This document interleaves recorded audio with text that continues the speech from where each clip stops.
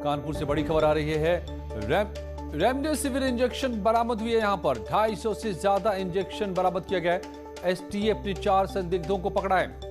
पकड़े गए लोगों से पूछताछ जारी है। बिना बिल के मिले रेमडेसिविर इंजेक्शन, बाबूपुरवा थाने का मामला। अमित गंजू हमारे संवाददाता मेरे साथ जुड़ गए। अमित, तो कैसे ये छिपा कर रखा गया था?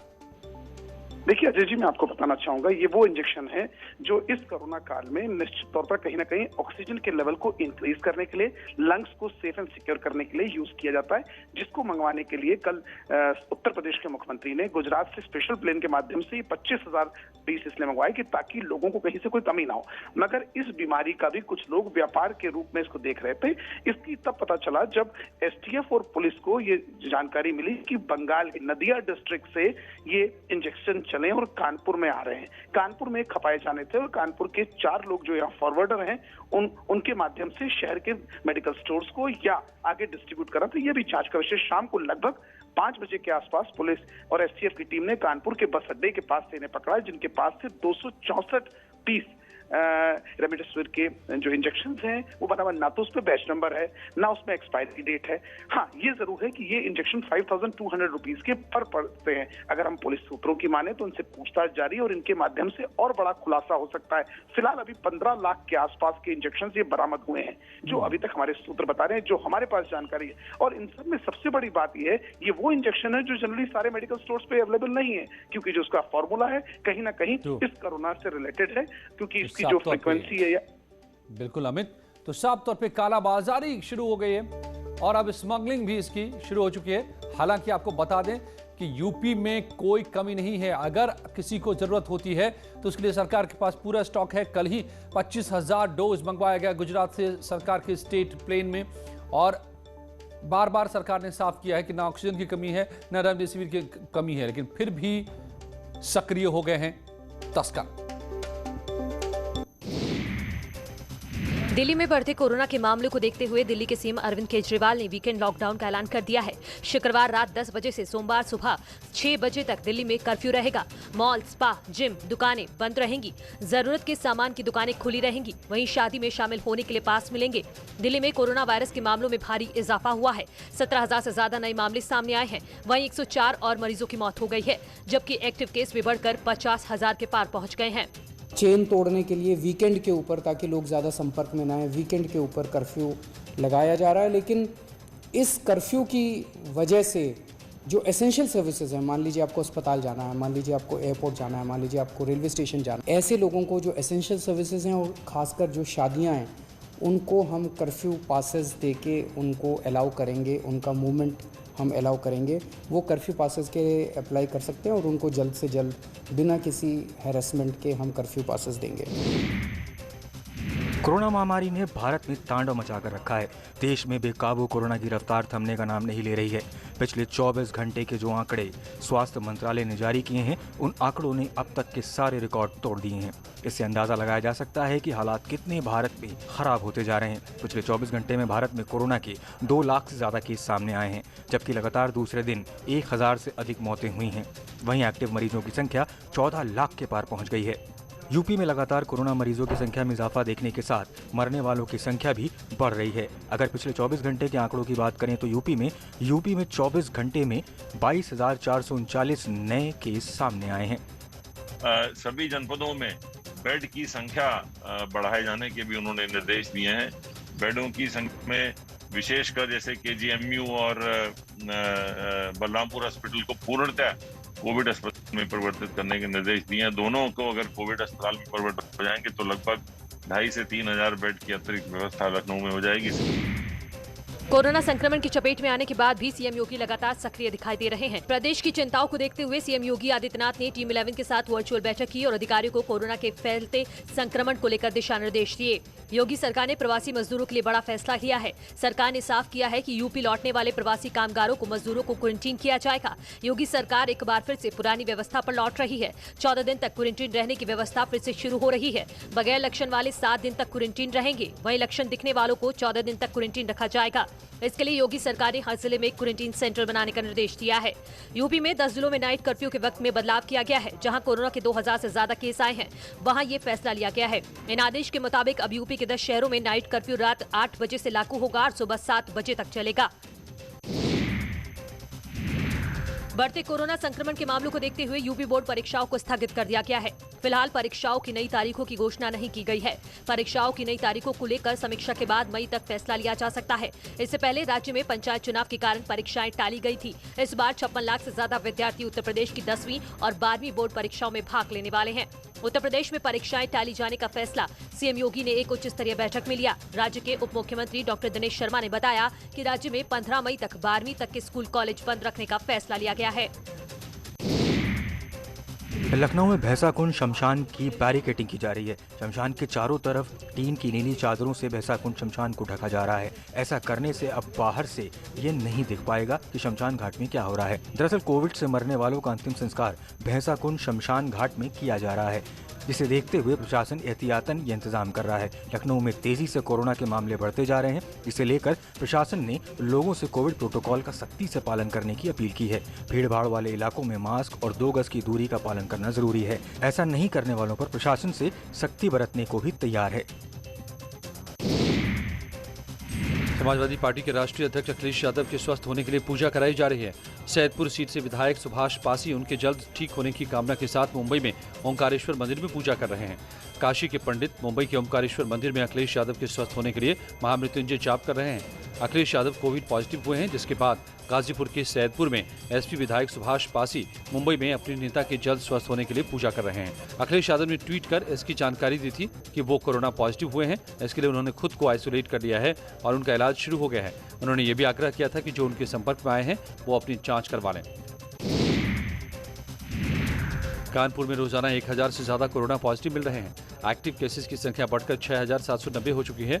बीते 24 घंटों में 9 कोरोना पॉजिटिव मरीजों की मौत हो चुकी है। गोविंद नगर थाना क्षेत्र के रतनलाल नगर के इंद्रप्रस्थ अपार्टमेंट में 40 लोगों के संक्रमित होने की पुष्टि हुई है। पुलिस ने पूरे एरिया को बैरिकेडिंग कर रखा है, कंटेनमेंट जोन बना दिया है, वहाँ बैरियर लगा दिए गए। लोगों को से मतलब रिक्वेस्ट है और लोगों को जो है इस बात में श्योर किया गया कि वहाँ से बाहर नहीं निकलेंगे। इनके गेट को बंद कर दिया गया है।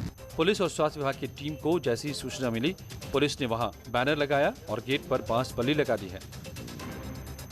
बड़ी सोसाइटी कानपुर की अगर आप देख सकते हैं, इंद्रप्रस्थ सोसाइटी पे इस वक्त मैं खड़ा हूँ, जो कानपुर की सबसे बड़ी सोसाइटी। यहाँ 350 करीब परिवार रहते हैं, उनमें से 40 लोग अफेक्टेड हैं। हालांकि पुलिस ने यहाँ एक बैनर लगा के खानापूर्ति ज़रूर कर दी है, मगर स्वास्थ्य महकमे की लापरवाही का आलम यह है कि अभी तक इन फैमिलीज़ के टेस्ट नहीं हुए।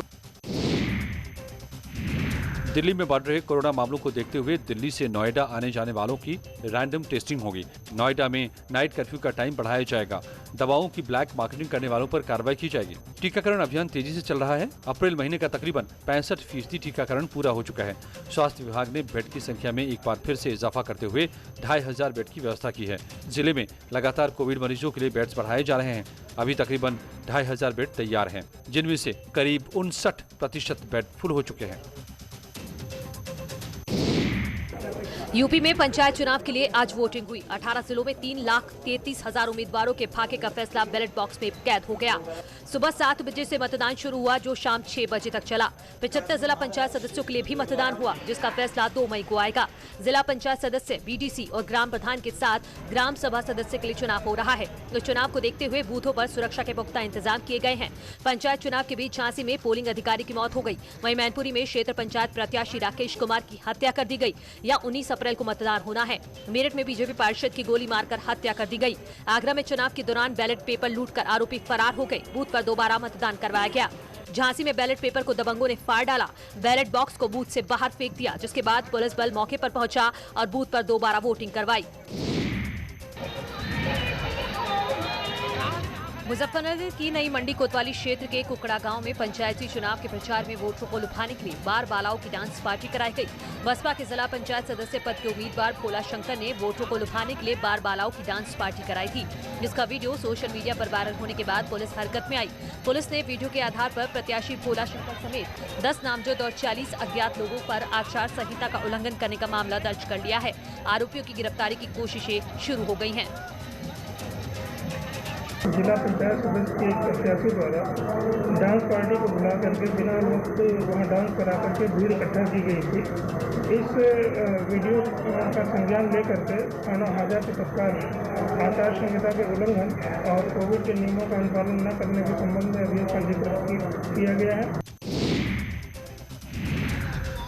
कानपुर के शिवराजपुर थाना इलाके के बेरी गांव में मुहर लगा मतपत्र मिलने से हड़कंप मच गया। त्रिस्तरीय पंचायत चुनाव के पहले चरण में कानपुर में मतदान हुआ है। इस दौरान शिवपुर ब्लॉक के बेरी गांव में उस वक्त हड़कंप मच गया जब मतदान बूथ के बाहर एक प्रत्याशी के चुनाव चिन्ह पर मुहर लगाकर पर्चा बाहर पड़ा मिला, जिसके बाद भारी संख्या में पुलिस बल तैनात कर दिया गया। पुलिस ने ग्रामीणों और पोलिंग एजेंट की शिकायतों के आधार पर 2 संदिग्ध व्यक्तियों को हिरासत में लेकर पूछताछ शुरू कर दी है। मैनपुरी में थाना इलाऊ पुलिस ने छापेमारी कर गाड़ी से 200 से ज्यादा साड़ियां और चुनाव प्रचार सामग्री बरामद की है। गाड़ी पर प्रधान पद के प्रत्याशी का बैनर भी लगा हुआ है। गाड़ी से 2 आरोपियों को भी पुलिस ने हिरासत में लिया है। पुलिस ने तीनों आरोपियों के खिलाफ आचार संहिता उल्लंघन की धाराओं में केस दर्ज किया है।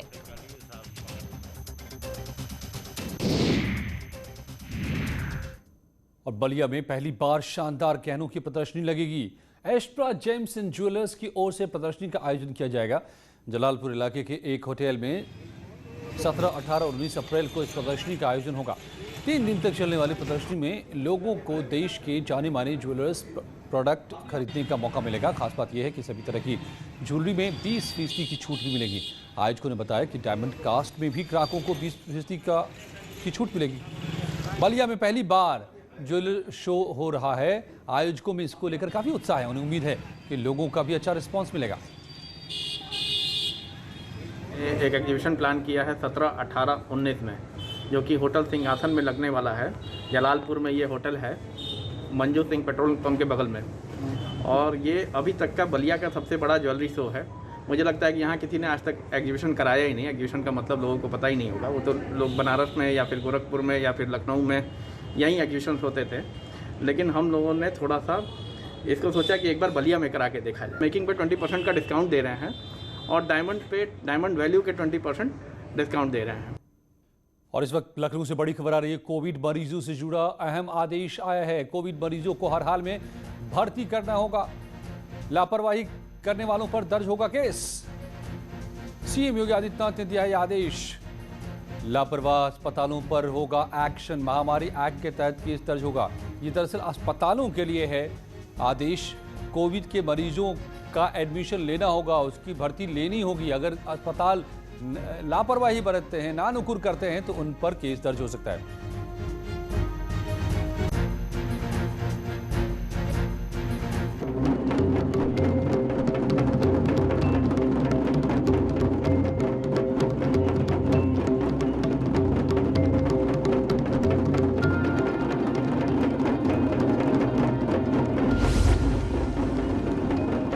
आयोजक हैं ड्यूपी safe, hand sanitizer, wipes and spray.